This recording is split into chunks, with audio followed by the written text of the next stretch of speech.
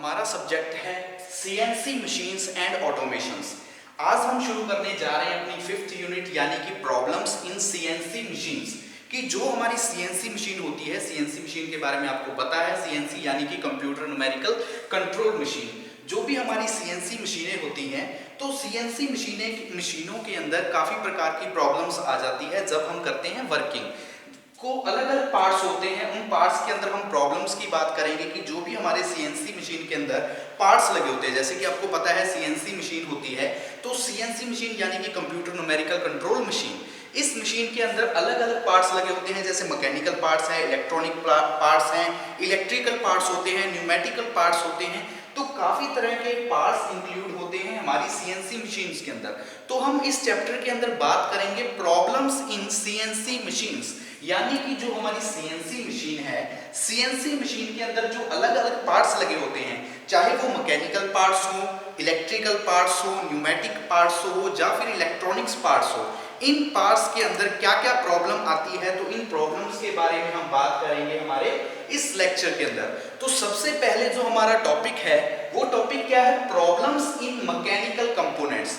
Mechanical component यानी कि जो भी हमारे सीएनसी मशीन के अंदर मैकेनिकल कंपोनेंट्स होते हैं, जैसे कि हमारी सीएनसी मशीन के अंदर बेड लगा होता है, बेड होते हैं, स्लाइड वेज होते हैं, जब मैकेनिकल स्विच होते हैं, काफी इस तरह के पार्ट्स होते हैं। जैसे मैकेनिकल स्विच की बात कर लीजिए, बेड की बात हो, स्लाइड वेज की बात हो, तो ये सारे क्या है मैकेनिकल पार्ट्स। तो मैकेनिकल पार्ट्स की अगर बात करें तो मैकेनिकल पार्ट्स के अंदर कौन कौन से पार्ट्स आ जाएंगे, जैसे कि मैकेनिकल पार्ट्स के अंदर आ गया बेड।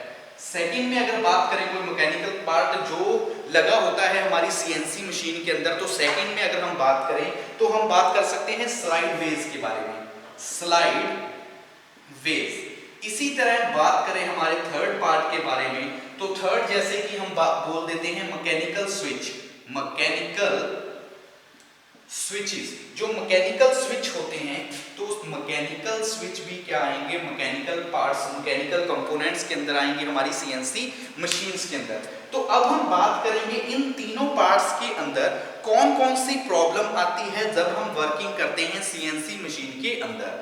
हमारा टॉपिक भी यही है कि प्रॉब्लम्स इन मैकेनिकल कंपोनेंट्स, कि जो हम सीएनसी मशीन के अंदर कंपोनेंट यूज करते हैं, चाहे वो मैकेनिकल हो, तो मैकेनिकल कंपोनेंट्स के अंदर कौन कौन सी प्रॉब्लम आती है। तो ये हमने कंपोनेंट ले लिए, जैसे कि हम सीएनसी मशीन के अंदर बेड यूज करते हैं, ये क्या एक मैकेनिकल कंपोनेंट है। स्लाइड वेज यूज करते हैं, ये भी क्या है एक मैकेनिकल कंपोनेंट है। मैकेनिकल स्विचेज यूज करते हैं, ये भी क्या है एक मैकेनिकल कंपोनेंट्स है।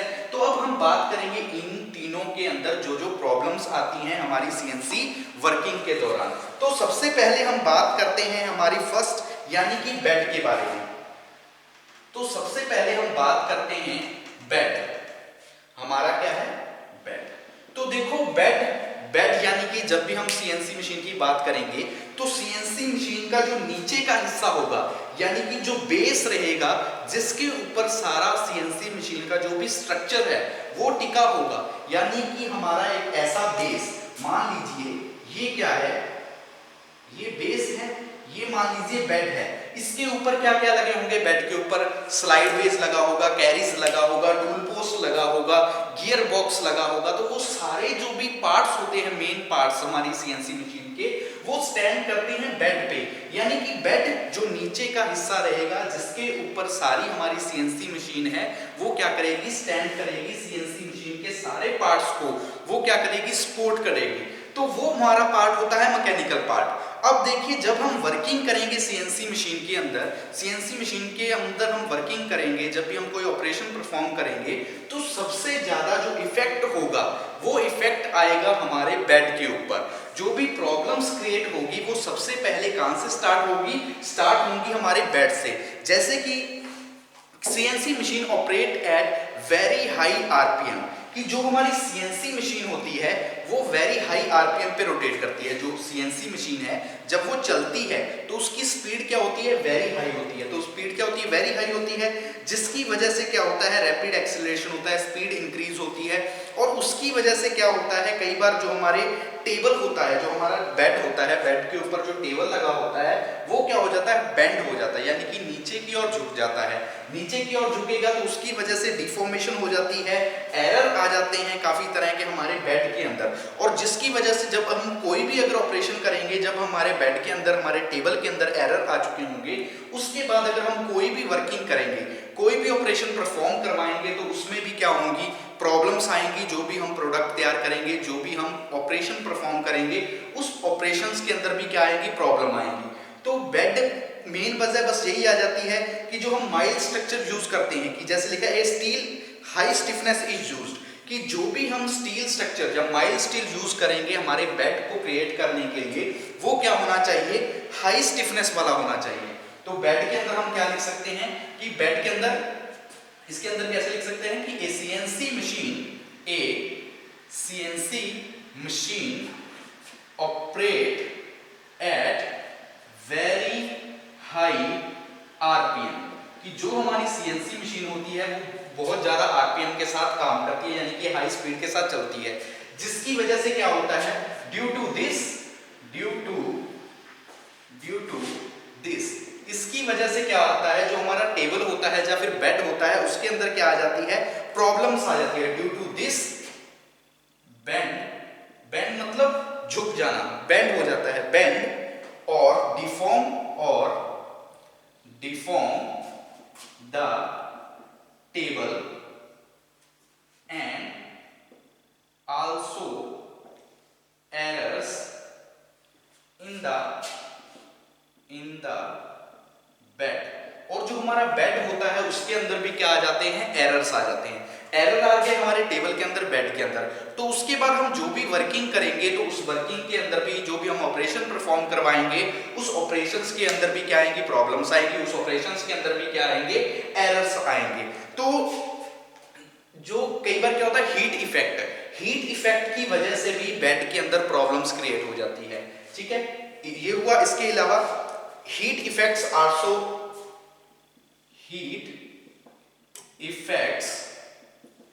आल्सो क्रिएट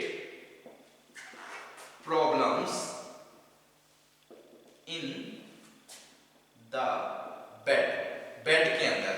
ठीक है, जैसे कि अगर बात कर ले, जैसे मिस अलाइनमेंट की, बेड के अंदर कई बार मिस अलाइनमेंट की भी प्रॉब्लम आ जाती है। किसकी प्रॉब्लम आ जाती है, मिस अलाइनमेंट।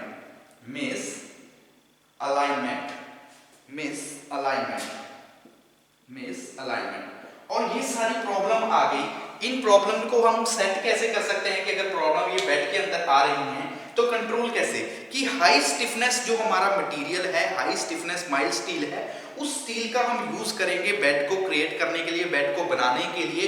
तो उसकी वजह से प्रॉब्लम्स को थोड़ा बहुत हम क्या कर सकते हैं, कम कर सकते हैं सीएनसी मशीन के अंदर। इसके अलावा जो डिजाइन है, प्रॉपरली थर्मोस्टेटिक जो हमारा डिजाइन बन रहा है, प्रॉपर डिजाइन का हम यूज करेंगे बेड को बनाने के लिए, बेड को क्रिएट करने के लिए, जो हम यूज कर रहे हैं सीएनसी मशीन के अंदर। यानी कि इस तरह के बेड का हम डिजाइन करेंगे जो हाई स्पीड पे भी क्या रहेगा, विथस्टैंड रहेगा, यानी कि जिसके अंदर किसी भी प्रकार का डिफेक्ट नहीं आएगा, किसी भी प्रकार का एरर्स नहीं आएगा। उसके बाद air conditioning of CNC room is carried out. और हम किस तरह से कूल कर सकते हैं कि हम चाहते हैं कि जो हमारा बेड है या टेबल है उसके अंदर किसी भी प्रकार का डिफॉर्म ना आए, बेंड ना आए।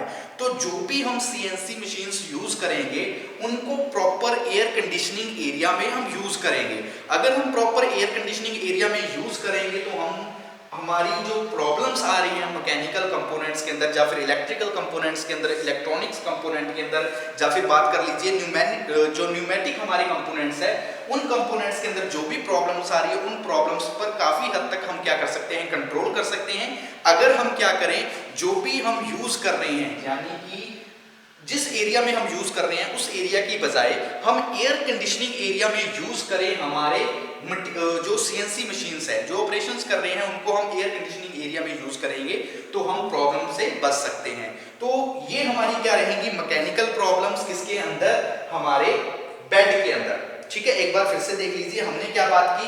हमारा टॉपिक था, सबसे फर्स्ट टॉपिक हमारा था प्रॉब्लम्स इन मैकेनिकल कंपोनेंट्स। बाद में हम बात करेंगे इलेक्ट्रिकल, इलेक्ट्रॉनिक्स और न्यूमेटिक के बारे में भी। सबसे पहले बात करते हैं हमारे मैकेनिकल कंपोनेंट के बारे में कि मैकेनिकल कंपोनेंट के अंदर कौन कौन सी प्रॉब्लम आती है। तो सबसे पहले हमने प्रॉब्लम के अंदर क्या बात की कि सबसे फर्स्ट हमारा पार्ट आएगा मैकेनिकल के अंदर बेड के बाद अगर हम बात करेंगे स्लाइड वेज के बारे में, फिर हम बात करेंगे मैकेनिकल स्विच के बारे में। बेड है तो बेड क्या है, कॉमन पार्ट है हमारी सीएनसी मशीन का, जिसके ऊपर सारे के सारा जो हमारा सीएनसी मशीन है, जो हमारी सीएनसी है वो टिकी हुई है, यानी कि स्टैंड है। पूरा सीएनसी का जो स्ट्रक्चर है, कंपोनेंट्स है, वो स्टैंड कर रहे हैं हमारे बेड के ऊपर। तो बेड क्या है, मोस्ट इंपॉर्टेंट पार्ट है हमारी सीएनसी मशीन का। तो सीएनसी मशीन जब ऑपरेट करवाते हैं हम, सीएनसी मशीन पे जब हम वर्किंग करवाते हैं, तो वर्किंग क्या होती है, हाई स्पीड के साथ, यानी कि फुल आरपीएम के साथ हमारी मशीन क्या करती है, वर्क करती है। जिसकी वजह से कई बार क्या होता है, हमारे बेड के अंदर, हमारे टेबल के अंदर डिफॉर्मेशन आ जाती है, एरर्स आ जाते हैं। और उन एरर्स की वजह से जब भी हम वर्किंग करते हैं, यानी कि अगर हमारे बेड और टेबल के अंदर एरर्स आ चुके हैं, मिस अलाइनमेंट आ चुकी है, तो उसके बाद जब भी हम उस पर वर्क करेंगे, तो जो वर्किंग होगी, जो हम ऑपरेशंस करेंगे, उन ऑपरेशंस के अंदर भी क्या आएंगे, एरर्स आएंगे, प्रॉब्लम्स आएंगी, जिसकी वजह से जो भी हम वर्क कर रहे हैं वो वर्क क्या बनेगा, प्रॉपर वर्क नहीं हो पाएगा, यानी कि एफिशिएंट नहीं हो पाएगा, एफिशिएंट नहीं हो पाएगा। तो इसलिए हमें जब भी मैकेनिकल कंपोनेंट के अंदर बेड की बात करेंगे, बेड के अंदर अगर ये प्रॉब्लम्स आ रही हैं, तो इन प्रॉब्लम्स को किस तरह से बचा जा सकता है, कि जो हम बेड के लिए स्टील यूज कर रहे हैं, यानी कि माइल्ड स्टील यूज कर रहे हैं, हमें हमेशा हाई स्टिफनेस माइल्ड स्टील का यूज करना चाहिए, ताकि डिफॉर्मेशन की प्रॉब्लम ना आए हमारे टेबल के अंदर, बेड के अंदर। सेकेंड पॉइंट हम क्या कर सकते हैं, जो भी हम डिजाइन तैयार कर रहे हैं, तो हमने डिजाइन इस तरह से तैयार करना है हमारे बेड का, कि जो सीएनसी मशीन की स्पीड है, उस स्पीड को वो स्टैंड कर सके, उस स्पीड को वो क्या कर सके, उस स्पीड पे विद स्टैंड रहे, यानी कि हाई स्पीड के ऊपर, हाई आरपीएम के ऊपर भी उसके अंदर डिफॉर्मेशन चेंज ना आए। थर्ड पॉइंट के बारे में अगर हम बात कर ले, तो जो भी हमारी सीएनसी मशीन्स है, उनको एयर कंडीशनिंग एरिया में हमने यूज करना चाहिए, ताकि हम जो प्रॉब्लम्स आ रही हैं, उन प्रॉब्लम से क्या कर सके, हमारे सिस्टम को, हमारा जो भी मैकेनिकल कंपोनेंट्स है, उन कंपोनेंट्स को बचा सके। ये तो हमने बात की हमारे फर्स्ट पार्ट के बारे में, बेड। अब हम बात करते हैं हमारे सेकंड कंपोनेंट के बारे में। सेकंड कंपोनेंट हमारे पास कौन सा है, स्लाइड वेज, सेकंड कंपोनेंट। अब हम बात करते हैं हमारे दूसरे कंपोनेंट के बारे में, जो कि मैकेनिकल कंपोनेंट है, स्लाइड वेज।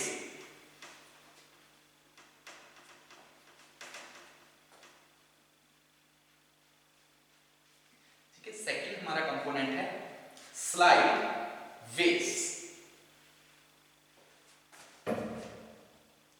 सेकंड नंबर 2 हमारा क्या रहेगा, स्लाइड वेज, स्लाइड वेज।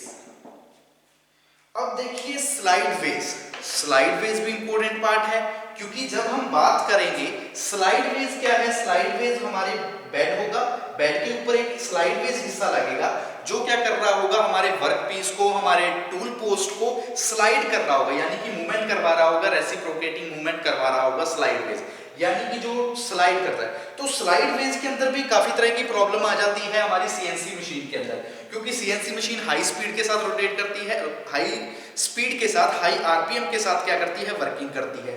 तो जिसकी वजह से कई बार क्या होता है, जब वर्किंग हो रही है फुल स्पीड के साथ, आरपीएम के साथ वर्किंग हो रही है, तो उस दौरान क्या होता है, जो हमारी स्लाइड वेज है, स्लाइड वेज के अंदर क्या हो जाती है, टियर एंड वियर शुरू हो जाती है। टाइप जो हमारी स्लाइड वेज होती है, स्लाइड वेज के अंदर क्या हो जाती है, टियर एंड वियर प्रॉब्लम आ जाती है, जिसकी वजह से जो मोशन हो रहा है, यानी कि जिस स्पीड के साथ हमारी स्लाइड वेज मूव कर रही है, तो उसके अंदर प्रॉब्लम आ जाती है। जो हमारा स्लाइड वेज हिस्सा होता है, वो टियर एंड वियर, यानी कि वो टूट फूट जाता है, घिस जाता है, जिसकी वजह से उसको स्लाइड करवाने में क्या आती है, दिक्कत आती है। तो इस तरह की काफी तरह की प्रॉब्लम्स आ जाती है, जिनको हम किस तरह से कंट्रोल कर सकते हैं। इनको कंट्रोल करने के लिए हम प्रॉपरली क्या यूज करेंगे, हाइड्रोलिक जो भी हम फ्लूइड यूज कर रहे हैं, इन स्लाइड वेज के बीच में हम क्या करेंगे, प्रॉपरली क्या करेंगे, हार्डवेयर का क्या करेंगे, यूज करेंगे। जो भी हमारा हार्डवेयर है, सॉरी हाइड्रोलिक फ्लूइड है, हम हाइड्रोलिक फ्लूइड का क्या करेंगे, प्रॉपरली यूज करेंगे। जैसे कि देखो स्लाइड वेज है, तो जैसे लिखा है, the stick and slip motion prevent smooth starting of slide, कि क्या होता है, जो स्टिक एंड स्लिप, स्टिक यानी कि चिपका हुआ, कि कई बार क्या होता है, जब हम स्लाइड करवा रहे हैं हमारी स्लाइड वेज को, तो उसके अंदर क्या होती है, चिपचिपाहट हो जाती है, जिसकी वजह से जो हमारा स्लाइड वेज मोशन करेगा, तो उस मोशन करने में उसको क्या आएगी, दिक्कत आएगी। तो वही लिखा है कि the stick and slip motion prevent smooth starting of slides, कि कैसे हम प्रिवेंट कर सकते हैं, स्मूथ स्टार्टिंग करवा के, जो भी हमारा स्लाइड्स है, स्लाइड्स की अगर हम स्मूथ स्टार्टिंग करवाएंगे, तो तो उस तरह से हम क्या कर सकते हैं, प्रिवेंट कर सकते हैं स्लिप और स्टिक मोशन के साथ। नहीं तो क्या होगी, टियर एंड वियर होगी हमारी स्लाइड वेज के अंदर और उसकी वजह से मिसअलाइनमेंट होगी। मिसअलाइनमेंट होगी तो हमारे जो भी हम ऑपरेशंस करेंगे उसके अंदर प्रॉब्लम्स आएंगी, हमारे कंपोनेंट के अंदर भी प्रॉब्लम्स आएंगी। तो हम क्या लिखेंगे, the stick and slip motion, the stick and slip motion, the stick and slip motion prevents smooth starting of slides। क्या करते हैं, जो स्टिक एंड स्लिप मोशन होता है वो प्रिवेंट करवाता है, प्रिवेंट यानी कि बचाता है किससे, स्मूथ स्टार्टिंग ऑफ स्लाइड से, स्मूथ स्टार्टिंग ऑफ स्लाइड से, and the wear and tear of,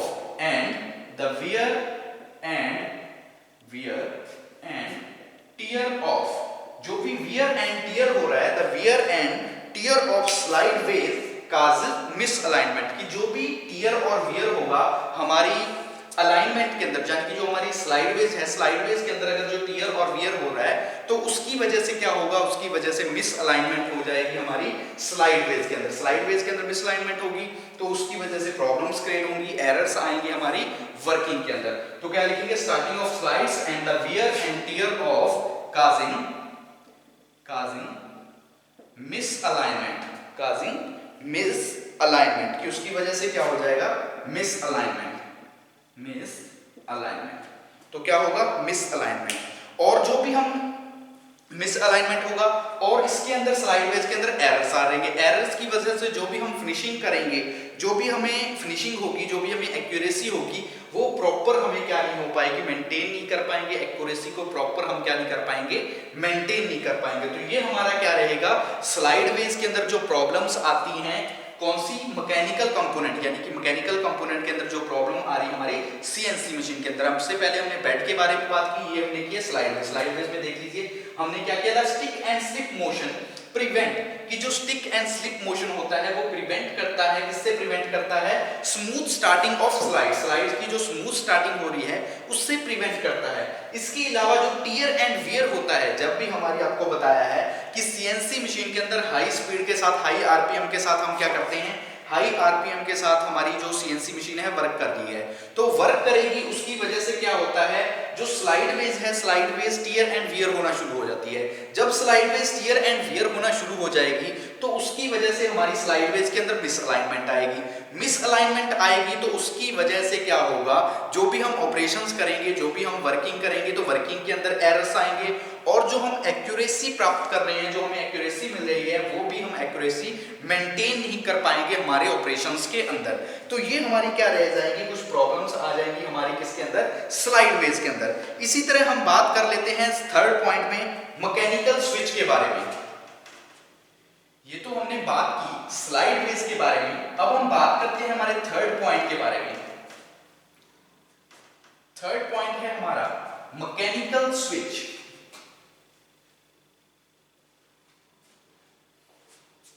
third हमारा रहेगा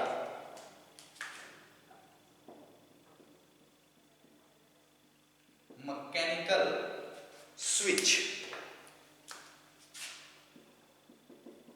मैकेनिकल स्विचेस, अब देखिए जिस तरह से आपको बताया है कि हमारे जो भी पार्ट्स हैं, मैकेनिकल पार्ट्स, हम बात कर रहे हैं प्रॉब्लम्स इन मैकेनिकल कंपोनेंट्स के। तीन पार्ट्स आपको बताए थे स्टार्टिंग में, बेड, स्लाइड वेज और थर्ड हमारा था mechanical switch.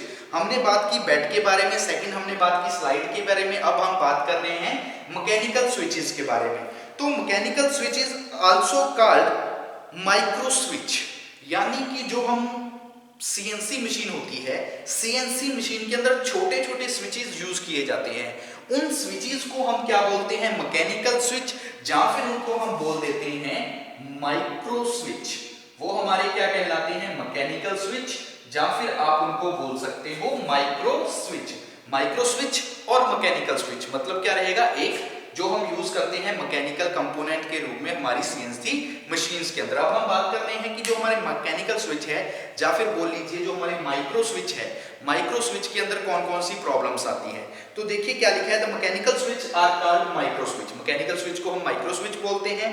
Some time switch is used to determine the end position of travel, यानी कि जो भी हम स्विच यूज करते हैं हमारी सीएनसी मशीन के अंदर, वो हम किस लिए यूज करते हैं, वो हम यूज करते हैं जब हमारी जॉब वर्क कर रही है, जब हम वर्किंग कर रहे हैं सीएनसी मशीन के अंदर, तो वर्किंग के दौरान एंड पोजीशन जो हमारी ट्रैवलिंग हो रही है, उस ट्रैवलिंग की जो एंड पोजीशन है उसको मेजर करने के लिए, उसको डिटरमाइन करने के लिए हम यूज कर लेते हैं मैकेनिकल स्विचेस का, माइक्रो स्विचेस का सीएनसी मशीन्स के अंदर।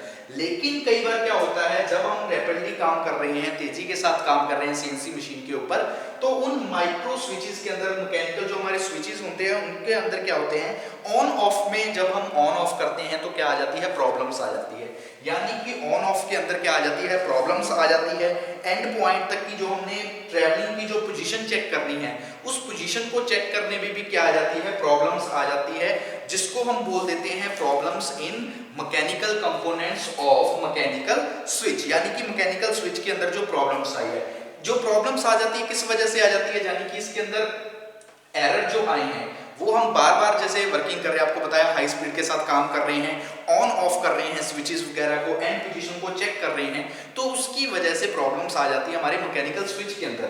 इस तरह से जो प्रॉब्लम्स आती है तो उसके क्या होता है, जैसे कि अलाइनमेंट इनकरेक्ट, कि जो भी हमने हमारी जो मैकेनिकल स्विच यूज किए हैं, माइक्रो स्विच यूज किए हैं हमारी मैकेनिकल कंपोनेंट के अंदर, हमारी सीएनसी मशीन के अंदर, तो उनके अंदर क्या होता है, जब हम अलाइनमेंट कर रहे हैं माइक्रो स्विचेस की, यानी कि जिस अलाइनमेंट में हम सेट कर रहे हैं माइक्रो स्विचेस को और उनके ऊपर जैसे हम वर्किंग कर रहे हैं एंड पोजीशन को चेक करने के लिए, तो उन स्विचेस के अंदर क्या हो जाती है, जो अलाइनमेंट है वो इनकरेक्ट हो जाती है।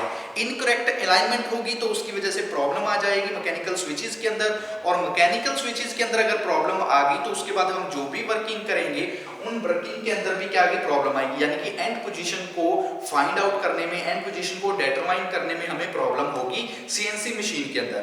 इसके अलावा एक्यूरेटिंग लीवर बेंट, कि जो भी हम लीवर यूज करते हैं यानी कि ऑन ऑफ करने के लिए, जो मैकेनिकल स्विचेस का लीवर होते हैं वो एक्यूरेट सेट नहीं हो पाता, वो बेंट हो जाता है, तो बेंट की प्रॉब्लम, यानी कि बेंट मुड़ जाता है, झुका हुआ होता है, तो उस वजह से भी प्रॉब्लम आ जाती है हमारे मैकेनिकल स्विचेस के अंदर। या फिर हम बात कर लेते हैं डर्ट और डस्ट। जो डर्ट और डस्ट होती है वो एंटर कर जाती है हमारे माइक्रो स्विचेस के अंदर, तो इसकी वजह से भी क्या आ जाती है, प्रॉब्लम आ जाती है हमारे मैकेनिकल स्विचेस के अंदर। तो मैकेनिकल स्विचेस के लिए हम क्या लिखेंगे, इट इज आल्सो कॉल्ड, इसको हम माइक्रो स्विच भी बोल देते हैं। इट इज यूज्ड, यूज किस लिए करते हैं, it is used to determine the end position, determine the end position of travel, यानी कि जो end position है, determine the end positions